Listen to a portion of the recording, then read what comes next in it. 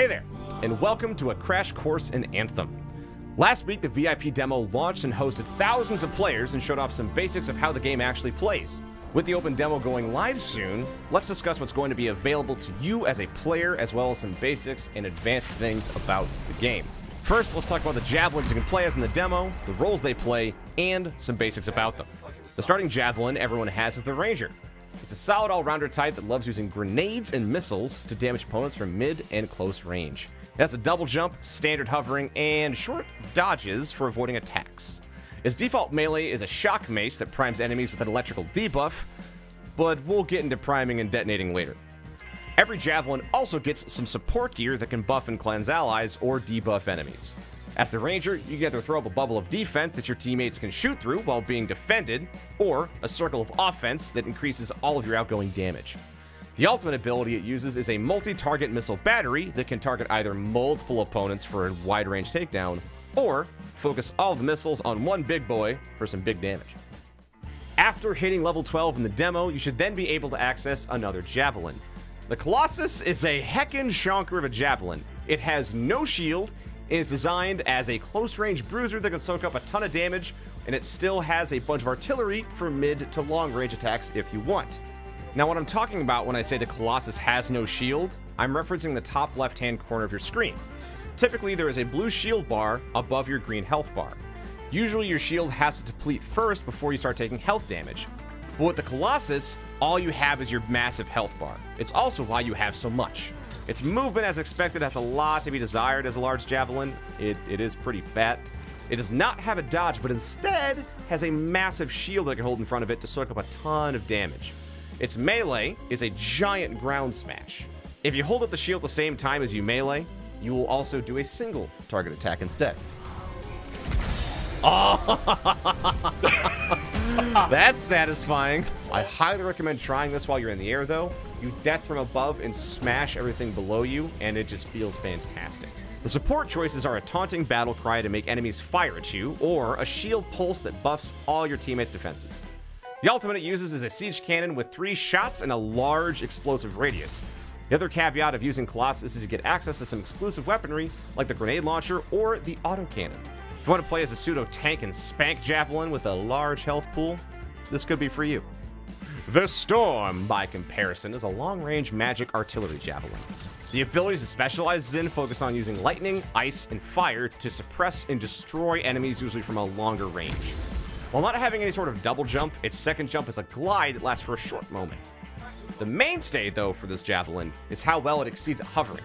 Its hover lasts incredibly long by comparison to the other javelins, and while your shield is up, you have increased damage resistance. Be warned, though, if your shield drops, so will you.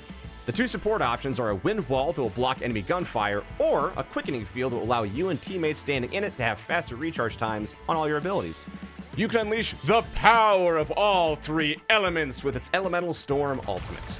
You'll be able to fire off 3 large elemental AoEs that will deal incredible damage to all targets trapped within. I took care of the problem. If you're like me, and you always want to play the mage class in every RPG you buy, this might be for you. Finally, we have the Interceptor that's the rogue of the group.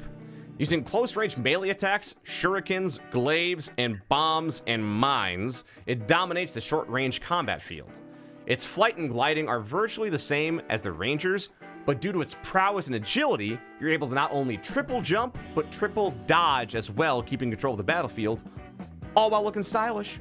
You'll want to stay near your enemy to continue your fast onslaught of attacks. While other javelins have melees that are one and done, the Interceptor can continue to chain its melee attacks continuously. On top of that, if you detonate a primed element on a target, you'll gain that element as an aura around you. The support systems are a target beacon that will increase all incoming damage on an enemy, or a rallying cry that will break out you and your teammates from debuffs affecting them. The ultimate is essentially really fast melees on steroids. First, you become invincible while using the Assassin's Blades, and you'll dish out incredibly increased melee damage that can decimate and stun lock most enemies. Make sure, though, to use your dodges to bounce from target to target to maximize its effectiveness. If close range is your style, try Interceptor today. Moving on, let's talk about the basics of combat you will use during the demo. We've already covered the movement options of all the javelins briefly, but let's talk about how they are used practically. You're able to run around freely by sprinting and can jump directly into flight anytime you want. Just hit the same button you have bound for sprint while you're in the air and you will transition seamlessly. Beware though, your flying is limited to the heat consumption your javelin has. Watch that bar in the middle of your screen. If it goes all the way out into the red, you'll be forced to make an emergency landing. If you're shot while flying, you will also overheat immediately and be forced to land as well. While discussing movement, keep in mind that the faster you're moving, the faster your shields are going to regenerate. This is also probably why the slowest javelin doesn't have shields, and the Colossus instead has roughly 20 million health. Speaking of health, let's talk about what you're looking at in the top left part of your screen. The blue bars are shields, and the green is your health. The same goes for enemies, with the exception of armor. Their shields are still blue, but instead of having traditional green health bars, they'll be yellow. Different attacks affect these bars differently. After killing enemies, they will also drop health, ammo, and loot. Depending on how the fight is going, you may want to pick some of these up sooner rather than later. Now that the basics are out of the way, let's talk about what makes Anthem special and how you can further influence the tide of battle. Earlier on, I mentioned I'd cover priming and detonating. Priming an enemy means you use a specific ability to leave them with a lingering effect from that ability's element. That'll be either electric, fire, ice, or acid. Fire and acid are going to be great at dealing with armor, while electric and ice are better against shields. You'll be unable to apply these primers if an enemy still has their shields up, but electric and ice abilities will still be able to do more significant damage to it. Once you apply one of these primers, then you can use a detonator to activate a combo effect. Comboing will set off the primer and deal a chunk of extra damage to a target. On top of that, each javelin has their own enhanced combo effect. The Ranger deals even more damage to the detonated enemy. The Colossus has an explosion that damages nearby enemies. The Storm will spread the elemental effect on detonation, and the Interceptor receives an aura.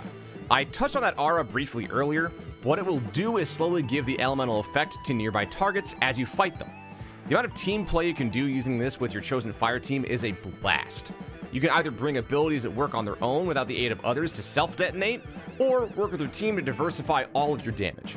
For example, as a Storm, you can bring Lightning Strike and Frost Shards to freeze an enemy, and then strike them with lightning to detonate them and spread the ice to others without the need of any help.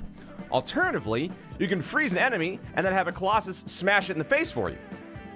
Lastly, this may come as a surprise to you, but enemies have weak spots. Shoot for the head or the glowy bits, and you'll be just fine. Mastering all of these features in javelins will take some time, but the feeling of mowing through enemies is incredibly satisfying. I hope you enjoy the demo as much as I did, and maybe we'll bump into each other. Till next time, thanks for watching.